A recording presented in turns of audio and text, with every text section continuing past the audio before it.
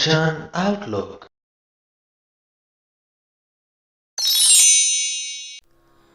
ਕਈ ਵਾਰ ਅਸੀਂ ਮਨੁੱਖਾਂ ਨੂੰ ਦੇਖਦੇ ਹਾਂ, ਉਹਨਾਂ ਦੇ ਕੀਤੇ ਕੰਮਾਂ ਨੂੰ ਵੇਖਦੇ ਹਾਂ। ਇਹ ਸਭ ਵੇਖ ਕੇ ਕਈ ਵਾਰ ਇੰਝ ਕਹਿੰਦੇ ਹਾਂ ਕਿ ਯਾਰ ਕਿੰਨਾ ਸਮਝਦਾਰ ਇਨਸਾਨ ਹੈ, ਕਿੰਨੇ ਚੰਗੇ ਫੈਸਲੇ ਲੈਂਦਾ ਹੈ, ਕਿੰਨੇ ਵਧੀਆ ਢੰਗ ਦੇ ਨਾਲ ਆਪਣੀ ਜ਼ਿੰਦਗੀ ਬਤੀਤ ਕਰ ਰਿਹਾ ਹੈ। ਕਈ ਵਾਰ ਅਸੀਂ ਇੰਝ ਵੀ ਕਹਿੰਦੇ ਹਾਂ ਕਿ ਕਿੰਨਾ ਨਾ ਸਮਝ ਜਾਂ ਬੇਸਮਝ ਇਨਸਾਨ ਹੈ। ਜ਼ਿੰਦਗੀ ਦੇ ਛੋਟੇ ਛੋਟੇ ਫੈਸਲੇ ਵੀ ਬੜੀ ਨਾ ਸਮਝੀ ਨਾਲ ਕਰਦਾ ਹੈ, ਬੜੀਆਂ ਬੇਵਕੂਫੀਆਂ ਕਰਦਾ ਹੈ। ਇੱਕ ਸਧਾਰਨ ਮਨੁੱਖ ਦੇ ਮਨ 'ਚ ਅਕਸਰ ਹੀ ਇਹ ਖਿਆਲ ਆ ਜਾਂਦਾ ਹੈ ਕਿ ਇਹ ਛੋਟੀ ਜਿਹੀ ਗੱਲ ਜੇ ਮੈਨੂੰ ਸਮਝ ਦੇ ਵਿੱਚ ਆ ਸਕਦੀ ਹੈ ਤੇ ਇਹਨੂੰ ਕਿਉਂ ਨਹੀਂ ਆਉਂਦੀ, ਇਹ ਬੇਸਮਝੀ ਕਿਉਂ ਕਰਦਾ ਹੈ। ਬੇਸਮਝਾਂ ਅਤੇ ਸਮਝਦਾਰਾਂ ਦੇ ਵਿਚਲੇ ਫਰਕ ਨੂੰ ਗੁਰੂ ਅਮਰਦਾਸ ਸਾਹਿਬ ਸ੍ਰੀ ਗੁਰੂ ਗ੍ਰੰਥ ਸਾਹਿਬ ਜੀ ਦੇ 427ਵੇਂ ਅੰਗ ਤੇ ਵਿਰਾਜਮਾਨ ਬਾਣੀ ਦੇ ਵਿੱਚ ਦਰਸਾਉਂਦੇ ਹਨ। ਬਾਣੀ ਦੀ ਵਿਆਖਿਆ ਦੇ ਵਿੱਚੋਂ ਕੁਝ ਸਿੱਖਣ ਨੂੰ ਮਿਲੇ ਤੇ ਅੱਗੇ ਲੋਕਾਂ ਦੇ ਤੱਕ ਜ਼ਰੂਰ ਪਹੁੰਚਾ ਦਿਓ। ਆਓ ਹੁਣ ਸ਼ੁਰੂਆਤ ਕਰੀਏ। ਆਸਾ ਮਹਿਲਾ ਤੀਜਾ। ਸੱਚੇ ਰੱਤੇ ਸੇ ਨਿਰਮਲੇ, ਸਦਾ ਸੱਚੀ ਸੋਏ। ਐਥੈ ਘਰ ਘਰ ਜਾਪਦੇ, ਆਗੈ ਜੁਗ ਜੁਗ ਪ੍ਰਗਟ ਹੋਏ। ਹੇ ਭਾਈ, ਜਿਹੜੇ ਮਨੁੱਖ ਸਦਾ ਥਿਰ ਪ੍ਰਭੂ ਦੇ ਨਾਮ ਰੰਗ ਵਿੱਚ ਰੰਗੇ ਜਾਂਦੇ ਹਨ, ਸੱਚੇ ਰੱਤੇ ਸੇ ਨਿਰਮਲੇ, ਉਹ ਪਵਿੱਤਰ ਜੀਵਨ ਵਾਲੇ ਹੋ ਜਾਂਦੇ ਹਨ। ਸਦਾ ਸੱਚੀ ਸੋਏ, ਉਹਨਾਂ ਨੂੰ ਉਹ ਸ਼ੋਭਾ ਮਿਲ ਜਾਂਦੀ ਹੈ ਜੋ ਸਦਾ ਕਾਇਮ ਰਹਿੰਦੀ ਹੈ।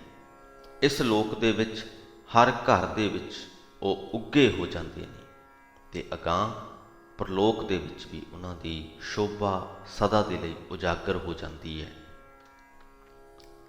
ਏ ਮਨ ਰੂੜੇ ਰੰਗੁਲੇ, ਤੂੰ ਸੱਚਾ ਰੰਗ ਚੜਾਈ। ਰੂੜੀ ਬਾਣੀ ਜੇ ਰਪੈ, ਨਾ ਇਹੋ ਰੰਗ ਲਹੈ, ਨਾ ਜਾਏ ਰਹਾਉ। ਰੂੜਾ ਸ਼ਬਦ ਦਾ ਅਰਥ ਹੈ ਸੁੰਦਰ। ਹੇ ਮੇਰੇ ਸੁੰਦਰ ਮਨ, ਹੇ ਰੰਗੀਲੇ ਮਨ, ਤੂੰ ਆਪਣੇ ਉੱਤੇ ਸਦਾ ਕਾਇਮ ਰਹਿਣ ਵਾਲਾ ਨਾਮ ਰੰਗ ਚਾੜ, ਸੱਚਾ ਰੰਗ ਚੜਾਏ। ਅਸੀਂ ਕਈ ਵਾਰ ਕੋਈ ਸਿੱਖਿਆ ਹਾਸਲ ਕਰਦੇ ਹਾਂ, ਕੋਈ ਜਾਣਕਾਰੀ ਹਾਸਲ ਕਰਦੇ ਹਾਂ, ਫਿਰ ਕੁਝ ਸਮੇਂ ਬਾਅਦ ਕੁਝ ਨਵੀਂ ਸਿੱਖਿਆ ਜਾਂ ਨਵੀਂ ਜਾਣਕਾਰੀ ਹਾਸਲ ਕਰਦੇ ਹਾਂ ਜੋ ਜਾਂ ਤਾਂ ਪਹਿਲੀ ਸਿੱਖਿਆ ਜਾਂ ਜਾਣਕਾਰੀ ਦੇ ਨਾਲੋਂ ਬਿਹਤਰ ਹੁੰਦੀ ਹੈ ਜਾਂ ਕਈ ਵਾਰ ਉਹਦੇ ਬਿਲਕੁਲ ਹੀ ਉਲਟ ਹੁੰਦੀ ਹੈ। ਇਹ ਨਵੀਂ ਜਾਣਕਾਰੀ ਨਵੇਂ ਤੱਥਾਂ 'ਤੇ ਆਧਾਰਿਤ ਹੁੰਦੀ ਹੈ, ਜਿਹੜੇ ਤੱਥ ਪਿਛਲੀ ਜਾਣਕਾਰੀ ਦੇ ਸਮੇਂ ਉਜਾਗਰ ਨਹੀਂ ਸਨ ਹੋਏ। ਸੋ ਉਹ ਜਾਣਕਾਰੀ, ਉਹ ਸਿੱਖਿਆ ਬਦਲ ਜਾਂਦੀ ਹੈ। ਆਸਾਰ ਹੁੰਦੇ ਹੈ ਕਿ ਅਸੀਂ ਕੁਝ ਵੀ ਸਿੱਖ ਰਹੇ ਹਾਂ, ਆਉਣ ਵਾਲੇ ਕੁਝ ਸਮੇਂ ਤੱਕ ਉਹਦੇ 'ਚ ਬਦਲਾਅ ਆ ਜਾਏਗਾ। ਉਹ ਸਿੱਖਿਆ ਉਨੀ ਕਾਇਮ ਨਹੀਂ ਰਹੇਗੀ, ਉਨੀ ਲੋੜੀਂਦੀ ਨਹੀਂ ਰਹੇਗੀ, ਸਮਾਂ ਬਦਲ ਜਾਂਦਾ ਹੈ। ਪਰ ਪ੍ਰਮਾਤਮਾ ਦਾ ਨਾਮ ਸਦਾ ਹੀ ਕਾਇਮ ਹੈ, ਉਹ 'ਚ ਬਦਲਾਅ ਆਉਂਦਾ ਹੀ ਨਹੀਂ। ਉਹ ਜਿਵੇਂ ਦਾ ਉਸ ਵਕਤ ਸੀ ਜਦੋਂ ਇਹ ਸ੍ਰਿਸ਼ਟੀ ਪੈਦਾ ਹੋਈ ਸੀ, ਉਵੇਂ ਦਾ ਅੱਜ ਵੀ ਹੈ ਤੇ ਉਦੋਂ ਤੱਕ ਉਵੇਂ ਹੀ ਰਹਿਣਾ ਜਦੋਂ ਤੱਕ ਇਹ ਸ੍ਰਿਸ਼ਟੀ ਨਸ਼ਟ ਨਹੀਂ ਹੋ ਜਾਂਦੀ। ਸੋ ਅਸੀਂ ਕੋਸ਼ਿਸ਼ ਕਰੀਏ ਕਿ ਆਪਣੇ ਮਨ ਨੂੰ ਉਹ ਰੰਗ ਚੜਾਈਏ ਜਿਹੜਾ ਮੁੜ ਕੇ ਬਦਲੇ ਨਾ, ਜਿਹਦੇ 'ਚ ਕਦੇ ਫਿਰ ਫਿੱਕ ਨਾ ਆਵੇ। ਸੱਚਾ ਰੰਗ ਚੜਾਏ। ਰੂੜੀ ਬਾਣੀ ਜੇ ਰਪੈ, ਨਾ ਇਹ ਰੰਗ ਲਹੈ, ਨਾ ਜਾਏ। ਜੇ ਇਹ ਮਨ ਸੋਹਣੀ ਸਿਫਤ ਸਲਾਹ ਦੀ ਬਾਣੀ ਨਾਲ ਰੰਗਿਆ ਜਾਏ ਤਾਂ ਇਹਦਾ ਇਹ ਰੰਗ ਕਦੇ ਉਤਰਦਾ ਨਹੀਂ, ਕਦੇ ਦੂਰ ਨਹੀਂ ਹੁੰਦਾ। ਹਮ ਨੀਚ ਮੈਲੇ ਅਤ ਅਭਿਮਾਨੀ, ਦੂਜਾ ਹੈ ਭਾਏ ਵਿਕਾਰ। ਗੁਰੂ ਸਾਹਿਬ ਕਹਿੰਦੇ, ਹੇ ਭਾਈ, ਮਾਇਆ ਦੇ ਪਿਆਰ ਵਿੱਚ, ਦੂਜਾ ਭਾਏ ਦੇ ਵਿੱਚ ਫਸ ਕੇ, ਵਿਕਾਰਾਂ ਦੇ ਵਿੱਚ ਫਸ ਕੇ ਅਸੀਂ ਜੀਵ ਨੀਵੇਂ, ਗੰਦੇ ਆਚਰਣ ਵਾਲੇ ਤੇ ਹੰਕਾਰੀ ਬਣ ਜਾਂਦੇ ਹਾਂ। ਗੁਰ ਪਾਰਸ ਮਿਲਿਆ ਕੰਚਨ ਹੋਏ, ਨਿਰਮਲ ਜੋਤ ਅਪਾਰ। ਜਦੋਂ ਗੁਰੂ ਮਿਲ ਜਾਏ, ਪਾਰਸ ਗੁਰੂ ਮਿਲ ਜਾਏ, ਉਹਦੇ ਮਿਲਿਆ ਅਸੀਂ ਸੋਨਾ ਬਣ ਜਾਂਦੇ ਹਾਂ। ਸਾਡੇ ਅੰਦਰ ਬੇਅੰਤ ਪ੍ਰਭੂ ਦੀ ਜੋਤ ਜਗ ਪੈਂਦੀ ਹੈ। ਬਿਨ ਗੁਰ ਕੋਇ ਨਾ ਰੰਗੀਐ, ਗੁਰ ਮਿਲਿਆ ਰੰਗ ਚੜਾਓ। ਗੁਰੂ ਤੋਂ ਬਿਨਾਂ ਸਾਡਾ ਮਨ ਨਾਮ ਰੰਗ ਦੇ ਵਿੱਚ ਰੰਗਿਆ ਨਹੀਂ ਜਾ ਸਕਦਾ। ਜੇ ਅਸੀਂ ਸੋਚੀਏ ਗੁਰੂ ਗ੍ਰੰਥ ਸਾਹਿਬ ਜੀ ਸਾਡੇ ਕੋਲ ਨਾ ਹੁੰਦੇ ਤੇ ਇਹ ਸਿੱਖਿਆਵਾਂ ਸਾਨੂੰ ਮਿਲਣੀਆਂ ਕਿੱਥੋਂ ਸਨ। ਗੁਰੂ ਹੈ ਤਾਂ ਅਸੀਂ ਇਹ ਸਭ ਸਿੱਖ ਰਹੇ ਹਾਂ। ਜਦ ਗੁਰੂ ਮਿਲ ਜਾਂਦਾ ਤਾਂ ਨਾਮ ਦਾ ਇਹ ਗੂੜਾ ਰੰਗ ਸਾਡੇ ਮਨ 'ਤੇ ਚੜ੍ਹ ਜਾਂਦਾ ਹੈ। ਗੁਰ ਕੈ ਭੈ ਭਾਏ ਜੋ ਰਤੇ ਸਿਫਤੀ ਸੱਚ ਸਮਾਓ।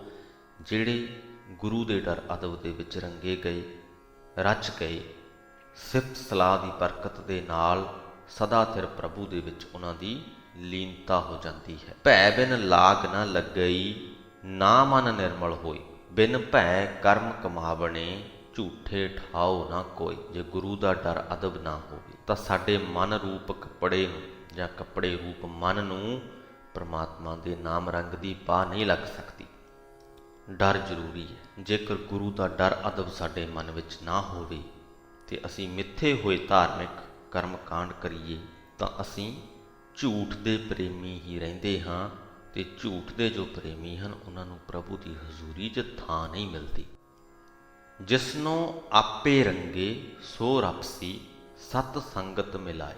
ਜਿਸ ਮਨੁੱਖ ਨੂੰ ਪ੍ਰਮਾਤਮਾ ਆਪ ਆਪਣੇ ਨਾਮ ਰੰਗ ਦੇ ਵਿੱਚ ਰੰਗਦਾ ਹੈ, ਉਹੀ ਨਾਮ ਰੰਗ ਦੇ ਵਿੱਚ ਰੰਗਿਆ ਜਾਂਦਾ ਹੈ। ਉਸੇ ਨੂੰ ਹੀ ਸਤ ਸੰਗਤ ਨਸੀਬ ਹੁੰਦੀ ਹੈ, ਤੇ ਸਤ ਸੰਗਤ ਦੇ ਦੁਆਰਾ ਪ੍ਰਭੂ ਦੇ ਨਾਲ ਮਿਲਾਪ ਨਸੀਬ ਹੁੰਦਾ ਹੈ। ਪੂਰੇ ਗੁਰ ਤੇ ਸਤ ਸੰਗਤ ਉਪਜੈ, ਸਹਿਜੇ ਸੱਚ ਸੁਭਾਈ। ਜੀਵ ਦੇ ਸਤ ਸੰਗਤ ਤੱਕ ਪਹੁੰਚਣ ਦਾ ਸਬੱਬ ਪਰਮਾਤਮਾ ਨੇ ਬਣਾਉਣਾ ਹੈ, ਪਰ ਸਤ ਸੰਗਤ ਮਿਲਣੀ ਗੁਰੂ ਦੇ ਰਾਹੀਂ ਹੈ, ਤੇ ਜਿਸ ਨੂੰ ਵੀ ਮਿਲਦੀ ਹੈ ਉਹ ਆਤਮਿਕ ਅਡੋਲਤਾ ਵਿੱਚ ਸਦਾ ਸਿਰ ਪ੍ਰਭੂ ਵਿੱਚ, ਪ੍ਰਭੂ ਪ੍ਰੇਮ ਵਿੱਚ ਮਸਤ ਰਹਿੰਦਾ ਹੈ। ਬਿਨ ਸੰਗਤੀ ਸਭ ਐਸੇ ਰਹੈ, ਜੈਸੇ ਪਸ਼ੂ ਢੋਰ। ਸਾਧ ਸੰਗਤ ਤੋਂ ਬਿਨਾਂ ਮਨੁੱਖ ਇੰਜ ਰਹਿੰਦੇ ਨੇ ਜਿਵੇਂ ਪਸ਼ੂ ਡੰਗਰ ਰਹਿੰਦੇ ਨੇ, ਬਿਨਾਂ ਮਤਲਬ ਦੇ ਇੱਧਰ ਉੱਧਰ ਭਟਕਦੇ ਰਹਿੰਦੇ ਨੇ। ਜਿਨ ਕੀਤੇ ਤਿਸੈ ਨਾ ਜਾਣਨੀ, ਬਿਨ ਨਾਵੈ ਸਭ ਚੋਰ। ਜਿਸ ਪਰਮਾਤਮਾ ਨੇ ਉਹਨਾਂ ਨੂੰ ਪੈਦਾ ਕੀਤਾ ਹੁੰਦਾ ਹੈ ਉਹਦੇ ਨਾਲ ਹੀ ਸਾਂਝ ਨਹੀਂ ਪਾਉਂਦੇ। ਜੇ ਅਸੀਂ ਉਸ ਪਰਮਾਤਮਾ ਦੇ ਨਾਮ ਤੋਂ ਵਾਂਝੇ ਹਾਂ ਤਾਂ ਅਸੀਂ ਚੋਰ ਹਾਂ। ਇੱਕ ਗੁਣ ਵਿਹਾਜੈ ਔਗਣ ਵਿਕਣੈ, ਗੁਰ ਕੈ ਸਹਿਜ ਸੁਭਾਈ। ਗੁਰ ਸੇਵਾ ਤੇ ਨਾਉ ਪਾਇਆ, ਵੁੱਠਾ ਅੰਦਰ ਆਏ। ਕਈ ਮਨੁੱਖ ਐਸੇ ਵੀ ਹਨ ਜਿਹੜੇ ਗੁਰੂ ਦੇ ਰਾਹੀਂ ਆਤਮਿਕ ਅਡੋਲਤਾ ਵਿੱਚ ਟਿਕਦੇ ਹਨ, ਪ੍ਰਭੂ ਪ੍ਰੇਮ ਵਿੱਚ ਜੁੜਦੇ ਹਨ। ਉਹ ਪਰਮਾਤਮਾ ਦੇ ਗੁਣ ਖਰੀਦਦੇ ਹਨ, ਗੁਣਾਂ ਦੇ ਵੱਟੇ ਉਹਨਾਂ ਦੇ ਔਗਣ ਵਿਕ ਜਾਂਦੇ ਹਨ, ਦੂਰ ਹੋ ਜਾਂਦੇ ਹਨ।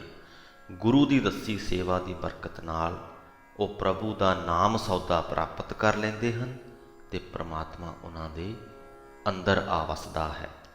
ਸਭਨਾ ਕਾ ਦਾਤਾ ਏਕ ਹੈ, ਸਿਰ ਧੰਦਾ ਲਾਏ।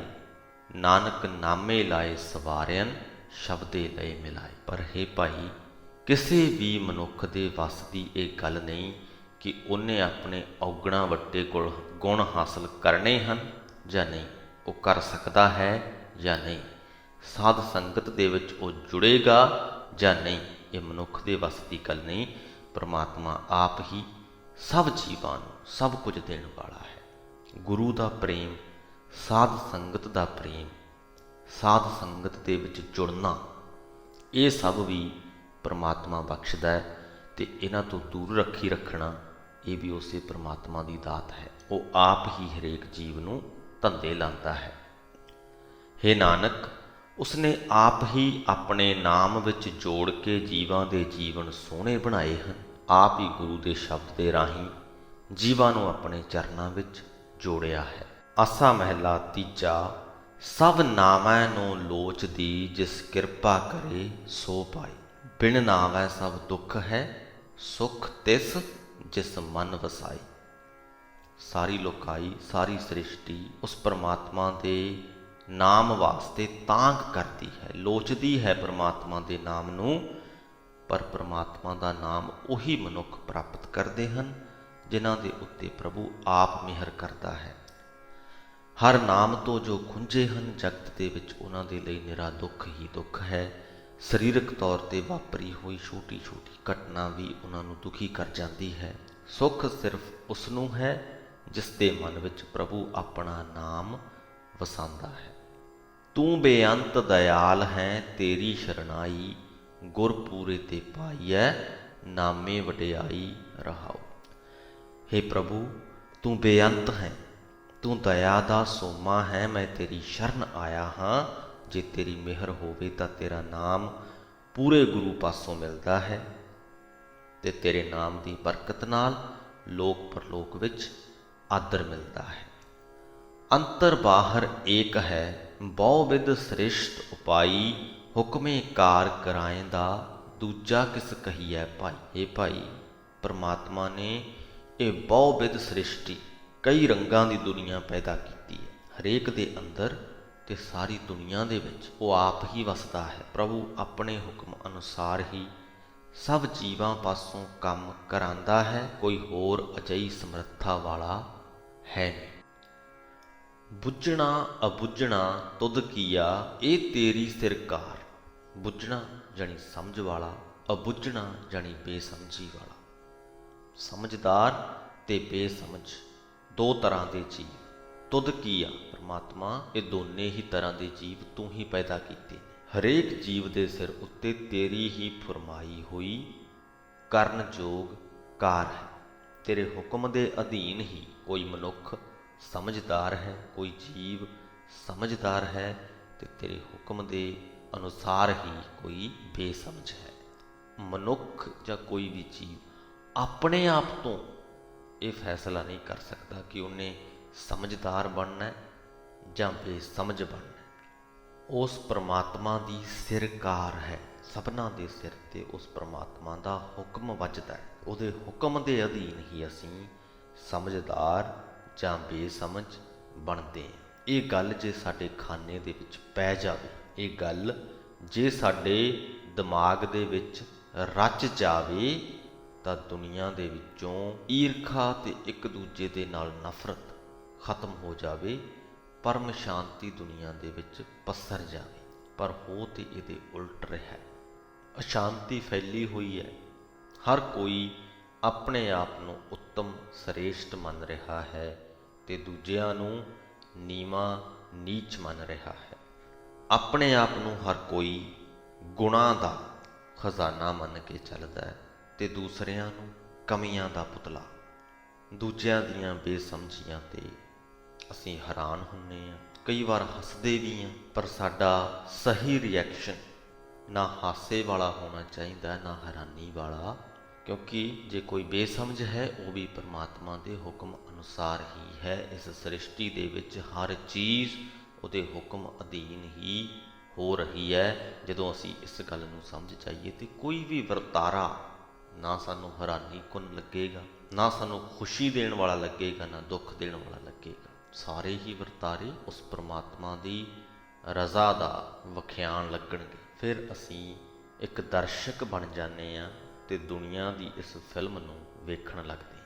ਉਹਦੇ 'ਚ ਕੁਝ ਬਦਲਣ ਦੀ ਕੋਸ਼ਿਸ਼ ਨਹੀਂ ਕਰਦੇ। ਪਰਮਾਤਮਾ ਦੇ ਨਾਮ ਦੇ ਵਿੱਚ ਜੁੜਿਆ ਹੋਇਆ ਮਨੁੱਖ ਆਪਣੀ ਚਾਲੇ ਚੱਲਦਾ ਜਾਂਦਾ ਹੈ। ਜੋ ਕੁਝ ਉਹ ਸਿੱਖਦਾ ਜਾਂਦਾ ਹੈ, ਉਹ ਦੁਨੀਆ ਦੇ ਵਿੱਚ ਵੰਡਦਾ ਜਾਂਦਾ ਹੈ, ਪਰ ਕਦੇ ਇਸ ਗੱਲ ਦੀ ਤਾਂਘ ਨਹੀਂ ਕਰਦਾ ਕਿ ਉਹਦੀਆਂ ਸਿੱਖਿਆਵਾਂ ਦੇ ਉੱਪਰ ਹਰ ਕੋਈ ਅਮਲ ਕਰੇ। ਕਿਉਂਕਿ ਉਹਦੇ ਅੰਦਰ ਇੱਕ ਗੱਲ ਦਾ ਨਿਸ਼ਚਾ ਹੋ ਚੁੱਕਿਆ ਹੁੰਦਾ ਹੈ ਕਿ ਜਿਨ੍ਹਾਂ ਦੇ ਲਈ ਪਰਮਾਤਮਾ ਨੇ ਇਹ ਨਿਰਧਾਰਤ ਕੀਤਾ ਹੋਇਆ ਕਿ ਉਹ ਇਹਨਾਂ ਸਿੱਖਿਆਵਾਂ 'ਤੇ ਅਮਲ ਕਰਨ, ਉਹ ਕਰਨਗੇ, ਤੇ ਜਿਨ੍ਹਾਂ ਦੇ ਲਈ ਇਹ ਨਿਰਧਾਰਤ ਕੀਤਾ ਹੋਇਆ ਕਿ ਉਹ ਇਹਨਾਂ 'ਤੇ ਅਮਲ ਨਾ ਕਰਨ, ਉਹ ਨਹੀਂ ਕਰਨਗੇ। ਸੋ ਬੁੱਝਣਾ ਅਬੁੱਝਣਾ ਤੁਧ ਕੀਆ, ਇਹ ਤੇਰੀ ਸਿਰਕਾਰ, ਇੱਕ ਨਾ ਬਖਸ਼ੈ ਮੇਲ ਲੈ ਹੈ, ਇੱਕ ਦਰਗਾਹ ਮਾਰ ਕੱਢੇ ਕੁੜਿਆਰ।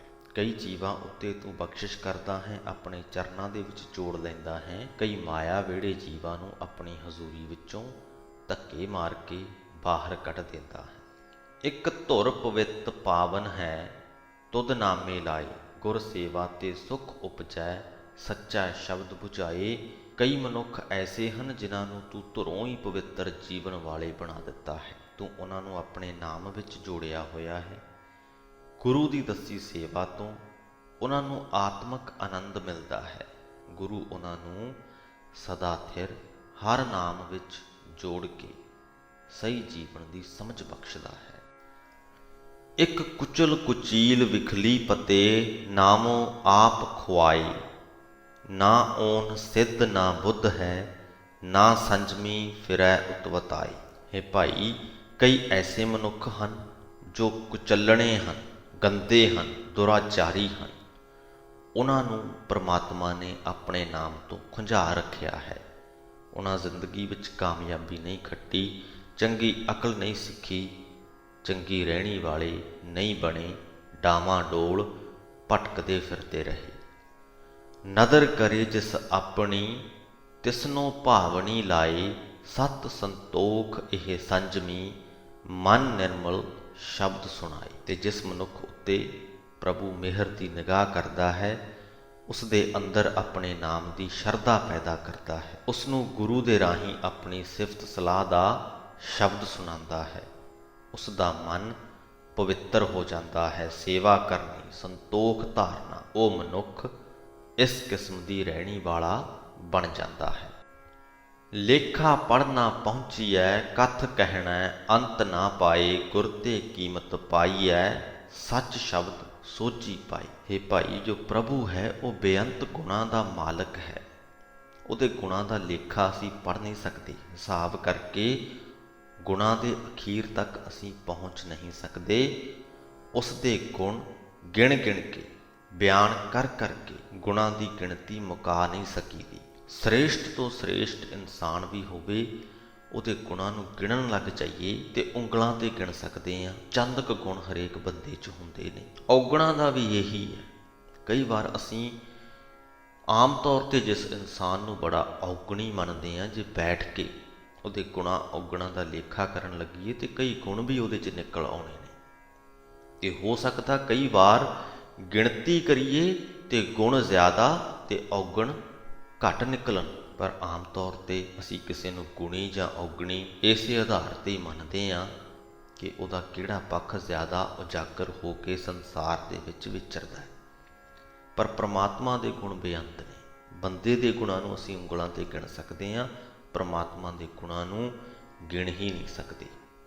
ਉਹਨਾਂ ਦੀ ਗਿਣਤੀ ਬੇਅੰਤ ਹੈ, ਉਹਦਾ ਕਦੇ ਅੰਤ ਹੀ ਨਹੀਂ। ਪ੍ਰਮਾਤਮਾ ਦੀ ਕਦਰ ਕੀਮਤ ਜੋ ਹੈ ਉਹ ਸਾਨੂੰ ਗੁਰੂ ਪਾਸੋਂ ਮਿਲਦੀ ਹੈ। ਗੁਰੂ ਦੇ ਲੜ ਲੱਗੇ ਤੋਂ ਪ੍ਰਮਾਤਮਾ ਦੀ ਅਸਲ ਤਾਕਤ ਦਾ ਸਾਡੇ ਮਨ ਦੇ ਵਿੱਚ ਉਜਾਲਾ ਹੋ ਜਾਂਦਾ ਹੈ ਕਿ ਪ੍ਰਮਾਤਮਾ ਵਾਕਿਆ ਹੀ ਬੜਾ ਬੇਅੰਤ ਹੈ। ਗੁਰੂ ਆਪਣੇ ਸ਼ਬਦ ਵਿੱਚ ਜੋੜਦਾ ਹੈ। ਗੁਰੂ ਸਦਾ ਥਿਰ ਹਰੀ ਨਾਮ ਵਿੱਚ ਸਾਨੂੰ ਜੋੜਦਾ ਹੈ ਤੇ ਸਾਨੂੰ ਸੂਝ ਬਖਸ਼ਦਾ ਹੈ। ਇਹ ਮਨ ਦੇਹੀ ਸੋਧ ਤੂੰ, ਗੁਰ ਸ਼ਬਦ ਵਿਚਾਰ, ਨਾਨਕ ਇਸ ਦੇਹੀ ਵਿੱਚ ਨਾਮ ਨਿਧਾਨ ਹੈ, ਪਾਈਐ ਗੁਰ ਕਾ ਹੇਤ ਅਪਾਰ। हे ਭਾਈ, ਤੂੰ ਆਪਣੇ ਇਸ ਮਨ ਨੂੰ ਖੋਜ, ਆਪਣੇ ਸਰੀਰ ਨੂੰ ਖੋਜ, ਗੁਰੂ ਦੇ ਸ਼ਬਦ ਵਿੱਚ ਜੁੜ ਕੇ ਵਿਚਾਰ ਕਰ।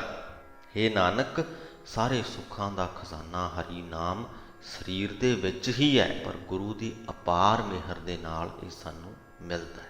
ਸੋ ਇਸ ਦੇ ਨਾਲ ਹੀ ਸ੍ਰੀ ਗੁਰੂ ਗ੍ਰੰਥ ਸਾਹਿਬ ਜੀ ਦੇ 427ਵੇਂ ਅੰਗ ਦੀ ਬਾਣੀ ਦੀ ਵਿਆਖਿਆ ਦੀ ਸਮਾਪਤੀ ਹੁੰਦੀ ਹੈ ਜੀ। ਅੱਜ ਦੀ ਬਾਣੀ ਦੇ ਵਿੱਚੋਂ ਵੀ ਸਾਨੂੰ ਪ੍ਰਮਾਤਮਾ ਦੇ ਹੁਕਮ ਦੇ ਬਾਰੇ 'ਚ ਜਾਣਨ ਨੂੰ ਮਿਲਿਆ।